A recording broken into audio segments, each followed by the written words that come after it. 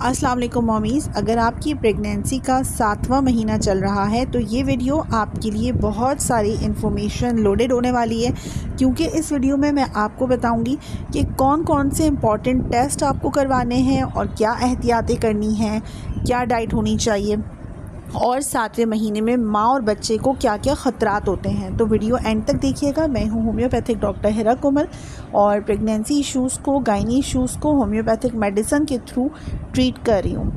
अच्छा जी, बात करते हैं हम हमल के 7वें महीने में। ये आपकी प्रेगनेंसी का तीसरा ट्राइमेस्टर कहलाता है, थर्ड ट्राइमेस्टर कहलाता है, जो 7वां, 8वां और 9वां महीना होता है।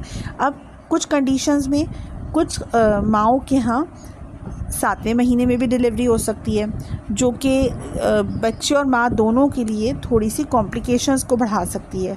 और 8वें महीने में बहुत ज़्यादा एहतियात होती है, वो हम 8वें महीने के बारे में जब डिस्कस करेंगे, जब बात करेंगे।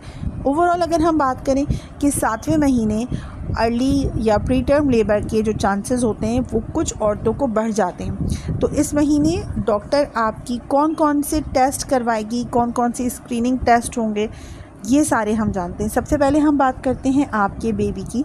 आपका बच्चा अब सिर्फ हाइट में बढ़ रहा है, अपनी जितनी भी उसके बॉडी ऑर्गन्स थे कंप्लीट हो चुके हैं, वो एक मुकम्मल ह्यूमन बीइंग की तरह दिखता है।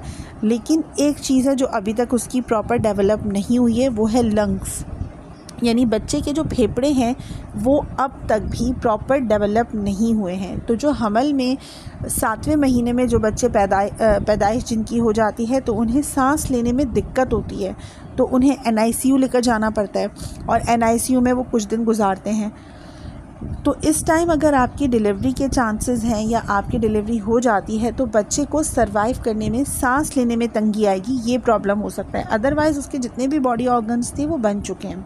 तो इस चीज़ के लिए, इस टाइम के लिए मेरी एक टिप है कि आपको अगर ये ख़तरा है या आपके साथ कोई कॉम्प्लिकेशन है तो आप और आपके हस्बैंड ऐसा डॉक्टर सेलेक्ट कीजिए, ऐसी गायनोलॉजिस्ट सेलेक्ट कीजिए और ऐसा हॉस्पिटल सेलेक्ट कीजिए जहाँ पर NICU की सहूलत मौजूद हो, यानी कि न्यूनेटल इंटेंस केयर यूनिट, ये प्रॉपर तरीके से बना हुआ हो। ऐसा क्लिनिक सेलेक्ट ना करें कि पैदाइश के बाद अगर खुदा ना ख्वास्ता आपके बच्चे को कोई प्रॉब्लम आती है, सांस लेने में मसला आता है, तो कोई सहूलत ही मौजूद ना हो बच्चे के लिए। तो अगर आप कंसर्न हैं अपने बच्चे की सेहत के हवाले से, अगर आपको हमल के दौरान थोड़ी प्रॉब्लम्स ज़्यादा हैं या आपको ख़तरा लगता है कोई कि पैदाइश के बाद हमारे बच्चे को कोई मसला ना हो, तो आप ज़रूर ऐसा हॉस्पिटल सेलेक्ट कीजिएगा जहाँ पर NICU की प्रॉपर सहूलत मौजूद हो।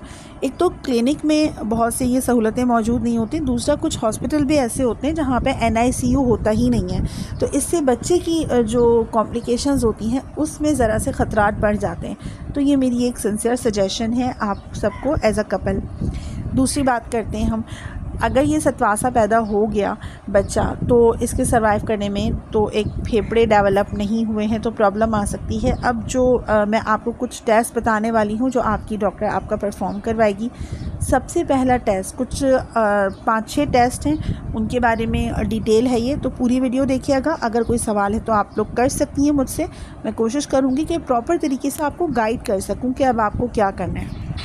पहला टेस्ट है आपका non physical bio profile test या NST टेस्ट कहते हैं इसको। अब इसमें 7वें महीने में जो माँ होती है उसका ब्लड प्रेशर चेक किया जाता है, उसको प्रॉपर मॉनिटर रखा जाता है, क्योंकि हो सकता है कि आपको हो सकता है इस महीने हाई ब्लड प्रेशर का मसला शुरू हो जाए, या वो माएँ जिनकी उम्र 35 साल से ऊपर की है तो उन्हें भी बहुत ज़्यादा ख़तरात होते हैं कि उन्हें प्रेगनेंसी में ब्लड प्रेशर हाई होने का मसला हो जाए। तो अगर आपको ब्लर विज़न दिखता है, आपको दिन में तारे नज़र आते हैं, चक्कर आते हैं, सर दर्द रहता है, तो ये कुछ अलामतें होती हैं जो आपको अपनी डॉक्टर से ज़रूर डिस्कस करनी चाहिए, क्योंकि हो सकता है आपका ब्लड प्रेशर हाई हो। और कुछ क्लिनिक्स में कुछ डॉक्टर्स तो ये चीज़ रेगुलर चेकअप रखती हैं कि आपका ब्लड प्रेशर तो नहीं बढ़ा हुआ। तो जब भी आप डॉक्टर के पास विज़िट करेंगी आपका ब्लड प्रेशर चेक किया जाता है, आपका वज़न चेक किया जाता है। तो ये तो बुनियादी 2 चेकअप्स होते हैं जो आप डॉक्टर के पास जाएंगी तो आपके करवाए जाते हैं। और दूसरे टेस्ट की हम बात करें वो है अल्ट्रासाउंड, जिसे फीटल वेलबींग अल्ट्रासाउंड कहते हैं, इस अल्ट्रासाउंड का नाम है। अब इस अल्ट्रासाउंड में एक पूरी डिटेल पे कॉन्संट्रेट किया जाता है, ध्यान रखा जाता है कि जो बच्चे की ग्रोथ है ये प्रॉपर है या नहीं है। बच्चे के बॉडी ऑर्गन्स प्रॉपर बन गए, दिल के जो 4 खाने होते हैं वो प्रॉपर बन गए हैं, उसकी हड्डी जो है वो प्रॉपर बन गई है, माँ का भी चेकअप साथ साथ चल रहा होता है। तो ये जो अल्ट्रासाउंड में बेसिकली ये भी देखा जाता है कि बच्चा अभी किस पोजीशन में है यूट्रस के अंदर, क्या वो सिफेलिक पोजीशन में है यानी कि उल्टा बच्चा है या सीधा बच्चा है या वो लेटा हुआ बच्चा है। तो इस तरह के जो स्कैनिंग होती है ये अल्ट्रासाउंड से पता चलती है और इस अल्ट्रासाउंड का नाम है फीटल वेलबींग। तो ये आपकी डॉक्टर आपका करवा सकती है। कुछ ख़वातीन को इस महीने ब्लीडिंग भी हो सकती है। तो ब्लीडिंग क्यों हो सकती है, इसके कुछ रीज़न्स होते हैं। उसमें पहला रीज़न जो है वो ये होता है कि कहीं आपका जो प्लेसेंटा है वो प्रेविया तो नहीं है। अब ये प्लेसेंटा प्रेविया क्या होता है, जो आंवल नाल होती है वो बच्चेदानी के मुंह पे अटकी हुई होती है। तो इस महीने आपको हस्बैंड के साथ रिलेशन बनाने को डॉक्टर मना कर सकती है। आपको कुछ और मज़ीद एहतियातें कही जा सकती हैं। ये जो आंवल नाल होती है ये किसी भी वजह से, इसका कोई ख़ास रीज़न नहीं होता, किसी भी वजह से बच्चेदानी का जो मुंह होता है, सर्विक्स जिसे कहते हैं, वहाँ पे आके अटक जाती है। तो जो अल्ट्रासाउंड किया जाता है उसमें ये प्लेसेंटा प्रेविया तो नहीं है, ये चेक किया जाता है। बच्चे की ओवरऑल वेलबींग देखी जाती है और माँ के अंदर प्लेसेंटा प्रेविया का मसला तो नहीं है, ये भी देखा जाता है। तो अल्ट्रासाउंड करवाना 3rd ट्राइमेस्टर में यूँ भी ज़रूरी हो जाता है, ख़ास तौर से अगर आपको थोड़ी सी भी ब्लीडिंग होती है या स्पॉटिंग होती है। और अदरवाइज़ ये रेगुलर चेकअप्स का हिस्सा होता है कि आप अल्ट्रासाउंड करवाएं और अल्ट्रासाउंड में ये चीज़ें साथ में डॉक्टर देखती हुई चले। अब हम बात करते हैं ब्लड टेस्ट की। तो कुछ 2-3 ब्लड टेस्ट होते हैं जो इस महीने करवाने ज़रूरी होते हैं। सबसे पहला तो ये है कि आपका, अगर आपकी अर्ली प्रेगनेंसी है, यंग प्रेगनेंसी है, तो कुछ बच्चियों में खून की कमी हो जाती है जिसकी वजह से डॉक्टर उनका एक CBC ब्लड टेस्ट करवाती है जिसमें कंप्लीट ब्लड काउंट देखे जाते हैं और खुदा न ख़ास्ता कोई इन्फेक्शन तो नहीं है, एनीमिया तो नहीं है, कहीं HIV पॉजिटिव तो नहीं है।